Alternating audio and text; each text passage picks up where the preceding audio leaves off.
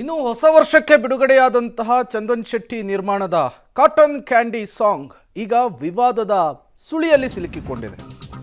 ಮತ್ತೊಂದು ಸಾಂಗ್ನ ಟ್ಯೂನ್ ಅನ್ನು ಕದ್ರ ಚಂದನ್ ಶೆಟ್ಟಿ ಅನ್ನುವಂತಹ ಪ್ರಶ್ನೆ ಮುನ್ನೆಲೆಗೆ ಬರ್ತಾ ಇದೆ. ಕಾಟನ್ ಕ್ಯಾಂಡಿ ಹಾಡಿನಲ್ಲಿ ಟ್ಯೂನ್ ಅನ್ನು ಕದ್ದು ಬಳಸಿದ್ರ ಅನ್ನುವಂತಹ ವಿಚಾರ. Rapper Chandan Shetty song tune ಕದ್ದಂತಹ ಆರೋಪವನ್ನು ಫೇಸ್ ಮಾಡ್ತಾ ಇದ್ದಾರೆ. ಕಾಟನ್ ಕ್ಯಾಂಡಿ ಸಾಂಗ್ ಮೇಲೆ ರ್ಯಾಪರ್ ವೈಬುಲ್ ಆರೋಪವನ್ನು ಮಾಡ್ತಾ ಇರುವಂಥದ್ದು. 6 ವರ್ಷದ ಹಿಂದೆ ಟ್ಯೂನ್ ಮಾಡಿದ್ದ ವೈಬುಲ್ ಪಾರ್ಟಿ ಸಾಂಗ್ನ ಟ್ಯೂನನ್ನು ಕದ್ದಿದ್ದಾರೆ ಅಂಥೇಳಿ ಈಗ ರ್ಯಾಪರ್ ಯುವರಾಜ್ ಗಂಭೀರವಾಗಿ ಆರೋಪವನ್ನು ಮಾಡ್ತಾ ಇದ್ದಾರೆ. ಹಾಗಾದರೆ ಏನಿದು ರ್ಯಾಪರ್ಗಳ ಕಿತ್ತಾಟ, ಕಾಟನ್ ಕ್ಯಾಂಡಿಯ ಕ್ವಾಟ್ಲೆ? ಬನ್ನಿ ನೋಡ್ಕೊಂಡು ಬರೋಣ. ಕಾಟನ್ ಕ್ಯಾಂಡಿ ವರ್ಸಸ್ ವೈಬುಲ್ ರ್ಯಾಪರ್ ವಾರ್. ಚಂದನ್ ಶೆಟ್ಟಿ ಮೇಲೆ ಏನಿದು ಟ್ಯೂನ್ ಕದ್ದ ಆರೋಪ? ಎಸ್, ಹೊಸ ವರ್ಷಕ್ಕೊಂದು ಕಿಕ್ಕೇರಿಸುವ ಸಾಂಗ್ ಕೊಡ್ತಾ ಬಂದಿರುವ ರ್ಯಾಪರ್ ಚಂದನ್ ಶೆಟ್ಟಿ ಮೇಲೆ ಟ್ಯೂನ್ ಕದ್ದ ಆರೋಪ ಬಂದಿದೆ. ಚಂದನ್ ಶೆಟ್ಟಿ ಮೇಲೆ ಆರೋಪ ಮಾಡ್ತಾ ಇರೋದು ರ್ಯಾಪರ್ ವೈಬುಲ್ ಯುವರಾಜ್. 2025ರ ಹೊಸ ವರ್ಷಕ್ಕೆ ರಿಲೀಸ್ ಆದ ಕಾಟನ್ ಕ್ಯಾಂಡಿ ಸಾಂಗ್ ಟ್ಯೂನ್ ಅನ್ನ ನಾನು 6 ವರ್ಷದ ಹಿಂದೆ ಮಾಡಿದ್ದೆ ಅಂತ.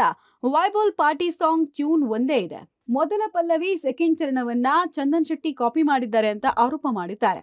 6 ವರ್ಷಗಳ ಹಿಂದೆ ತುಂಬಾನೇ ಕಷ್ಟಪಟ್ಟು ಹಣ ಕೂಡಿಟ್ಟು ರ್ಯಾಪ್ ಸಾಂಗ್ ಮಾಡಿದ್ದೀನಿ ಅಂತ ಪಬ್ಲಿಕ್ ಟಿವಿ ಜೊತೆಗೆ ವೈಬುಲ್ ಯುವರಾಜ್ ಹೇಳಿದ್ದಾರೆ.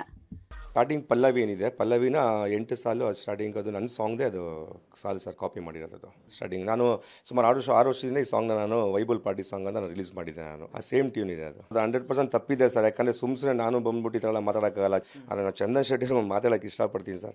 ನೀವು ದೊಡ್ಡವರು, ಬೆಳೆದಿದ್ದೀರಾ, ನೀವು ತುಂಬ ದೊಡ್ಡ ಎತ್ತರದಲ್ಲಿ ಬೆಳೆದಿದ್ದೀರಾ. ಈ ಥರ ಇನ್ನೊಬ್ರು ಸಾಂಗ್ ಕಾಪಿ ಮಾಡ್ಕೊಂಡು ಬೆಳಿಬೇಕು ಅನ್ನೋ ಅವಶ್ಯಕತೆ ಖಂಡಿತವಾಗಿಲ್ಲ ಸರ್. ನಾವು ಮಾಡಬೇಕಂದ್ರೆ ನಮಗೂ ಆ ಟ್ಯಾಲೆಂಟ್ ಇದೆ ಸರ್. ನಾವು ಕಾಪಿ ಮಾಡಿ ಆ ಸಾಂಗ್ ಮಾಡಿ ಬೆಳಿಬೋದು ಸರ್. 6 ವರ್ಷದಿಂದ ಮಾಡಿರೋ ಸಾಂಗು ನೀವು ನನ್ನನ್ನು ಕೇಳಿದ್ರೆ ಖಂಡಿತವಾಗ್ಲೂ ಕೊಡ್ತಾ ಇದೆ ಸಾಲುಗಳು. ಬೇಕಾದ್ರೆ ತಗೊಳ್ಳಿ ಅಂತ ಕೊಡ್ತದೆ. ಯಾಕೆ ಅವರು ಒಳ್ಳೆ ಸ್ನೇಹಿತರಾಗಿದ್ರು, ಈಗೆಲ್ಲ ಇಲ್ಲ, 100% ಚಾನ್ಸೇ ಇಲ್ಲ. ವೈಬುಲ್ ಯುವರಾಜ್ ಅವರ ಆರೋಪಕ್ಕೆ ಪ್ರತಿಕ್ರಿಯೆ ಕೊಟ್ಟಿರುವ ಚಂದನ್ ಶೆಟ್ಟಿ ಶಾಕಿಂಗ್ ಸ್ಟೇಟ್ಮೆಂಟ್ ಅನ್ನು ಕೊಟ್ಟಿದ್ದಾರೆ. ಆ ಟ್ಯೂನ್ ನಾನು ಮೊದಲೇ ಕೇಳಿದ್ರೆ ನಾನು ಕಾಟನ್ ಕ್ಯಾಂಡಿ ಸಾಂಗ್ ಮಾಡ್ತಾನೆ ಇದ್ದಿಲ್ಲ. ಈ ಸಾಂಗ್ ಕೇಳಿದಾಗ ಸೇಮ್ ಇದೆಯಲ್ಲ ಅಂತ ನಾನೇ ಶಾಕ್ ಆಗಿದೆ ಅಂತ ಪಬ್ಲಿಕ್ ಟಿವಿಗೆ ಪ್ರತಿಕ್ರಿಯೆ ಕೊಟ್ಟಿದ್ದಾರೆ. ನಾನು ಸಾಂಗ್ ಕೇಳಿದಾಗ ನನಗೂ ಶಾಕ್ ಆಯ್ತು. ಸಿಮಿಲರ್ ಇದೆಯಲ್ಲ ಟ್ಯೂನ್ ಅಂತ. ನಾನು ಏನ್ ಹೇಳ್ತೀನಿ ಅಂತ ಹೇಳಿದ್ರೆ, ನಾನು ಏನಾದ್ರೂ ಅವ್ರ ಸಾಂಗ್ ಕೇಳಿದಿದ್ರೆ ಪ್ರಾಬ್ಲಮ್ ನಾನು ಕಾಟನ್ ಕ್ಯಾಂಡಿ ಸಾಂಗ್ ಎಲ್ಲ ಟ್ಯೂನ್ ಹಾಕ್ತಾನೆ ಇರ್ಲಿಲ್ಲ. ಫ್ಲಾಪ್ ಆಗಿರೋ ಸಾಂಗ್ ನ ಯಾರು ತಗೊಂಡ್ ಮಾಡೋದಿಲ್ಲ. ಸೊ ಈ ಹಾಡ್ ಬಿಟ್ಟಾದ್ಮೇಲೆ ಇವಾಗ ಏನ್ ಕ್ಲೇಮ್ ಮಾಡ್ತಿದ್ದಾರೆ, ಈ ಅವ್ರ ಟ್ಯೂನ್ ನ ಕದ್ದಿದೀನಿ ಅಂತ ವ್ಯಕ್ತಿ.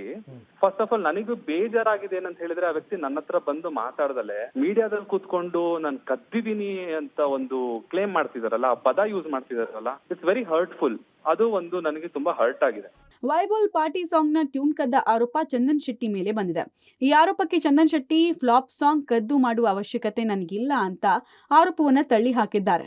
ಆದ್ರೆ ಕಾಟನ್ ಕ್ಯಾಂಡಿ ಮಾಡುವಾಗ ಟ್ಯೂನ್ ಕೇಳಿದ್ರೆ ನಾನು ಸಂತೋಷದಿಂದ ಬಿಟ್ಕೊಡ್ತಾ ಇದ್ದೆ. ಈಗಲೂ ಕೂಡ ಇಷ್ಟೆಲ್ಲ ನಡೀತಾ ಇದ್ರು ಚಂದನ್ ಶೆಟ್ಟಿ ಅವರು ಒಂದು ಫೋನ್ ಮಾಡಿಯೂ ಮಾತಾಡಿಲ್ಲ. ಮುಂದಿನ ದಿನಗಳಲ್ಲಿ ಕಾನೂನು ರೀತಿ ಹೋರಾಟ ಮಾಡ್ತೀನಿ ಅಂದಿದ್ದಾರೆ ವೈಬುಲ್ ಯುವರಾಜ್.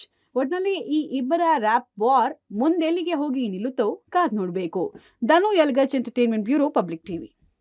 ನೋಡೋಣ, ಮಾತುಕತೆ ಮೂಲಕವಾಗಿ ಬಗೆಹರಿಸ್ಕೊಳ್ತಾ ಇರಲು ಕೋರ್ಟ್ ಮೆಟ್ಲಿಗೆ ಹೋಗುವಂಥದ್ದಾಗತ್ತಾ ಕಾಪಿರೈಟ್ಸ್ ವಿಚಾರದಲ್ಲಿ? ನೋಡೋಣ, ಕಾದ್ ನೋಡೋಣ.